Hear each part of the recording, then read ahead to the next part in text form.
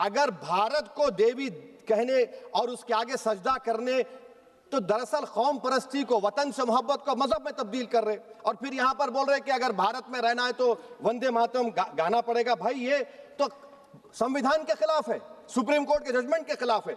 अगर वंदे मातरम मैडम कौमियत का मियार है, तो फिर सवाल यह है कि हसरत मोहानी की कौमियत क्या थी जिसने इनकलाब जिंदाबाद का नारा दिया?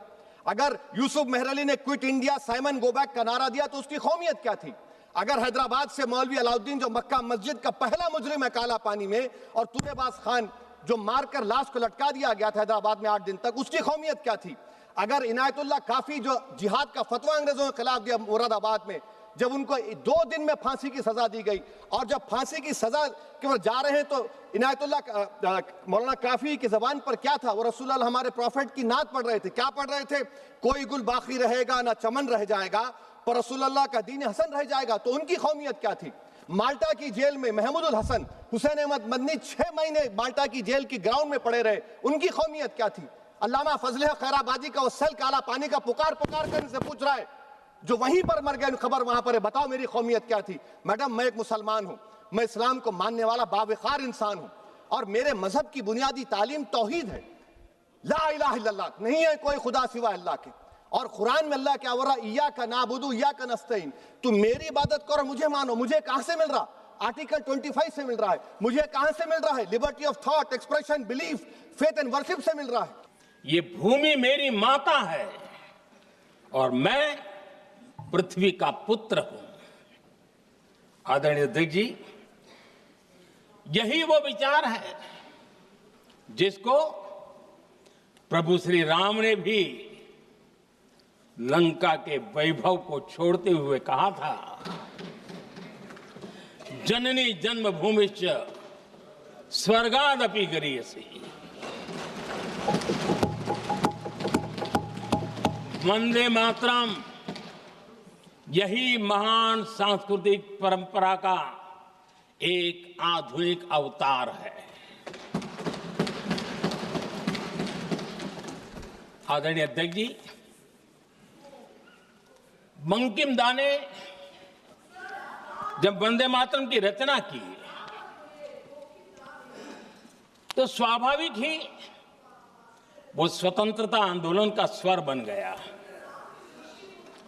पूरब से पश्चिम, उत्तर से दक्षिण, वंदे मातरम हर भारतीय का संकल्प बन गया। इसलिए वंदे मातरम की स्तुति में लिखा गया था, मातृभूमि स्वतंत्रता की वेदिका पर मदोमय, मातृभूमि स्वतंत्रता की वेदिका पर मोदमय, स्वार्थ का बलिदान है यह शब्द है वंदे मातरम। है सजीवन मंत्र भी यह विश्व विजयी मंत्र भी, शक्ति का आह्वान है यह शब्द वंदे मातरम। उष्ण शोणित से लिखो, वक्ष स्थली को चीर कर, वीर का अभिमान है यह शब्द वंदे मातरम। आदरणीय अध्यक्ष जी, कुछ दिन पूर्व जब वंदे मातरम 150 का आरंभ हो रहा था तो मैंने उस आयोजन में कहा था,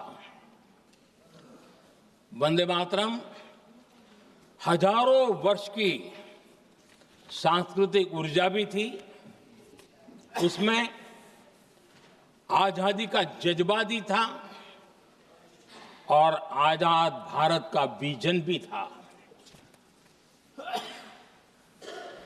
अंग्रेजों के उस दौर में एक फैशन हो गई थी भारत को कमजोर, निकम्मा, आलसी, कर्महीन, इस प्रकार भारत को जितना नीचा दिखा सके ऐसी एक फैशन बन गई थी।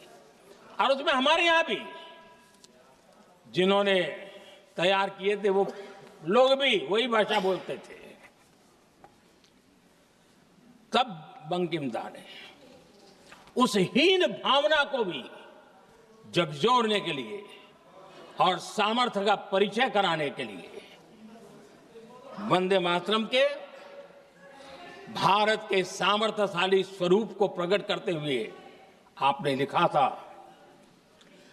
तम ही दुर्गा दश प्रहरण धारिणी कमला कमल दल विहारिणी वाणी विद्या दायिनी नमामि त्वाम नमामि कमलाम अमलाम अतुलाम सुजलाम सुफलाम मातरम वंदे मातरम। अर्थात भारत माता ज्ञान और समृद्धि की देवी भी है और दुश्मनों के सामने अस्त्र शस्त्र धारण करने वाली चंडी भी है। अध्यक्ष जी,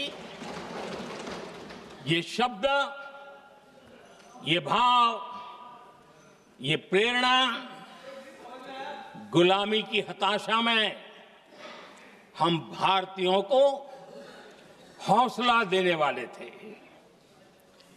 इन वाक्यों ने तब करोड़ों देशवासियों को यह एहसास कराया कि लड़ाई किसी जमीन के टुकड़े के लिए नहीं है, ये लड़ाई सिर्फ सत्ता के सिंहासन को कब्जा करने के लिए नहीं है,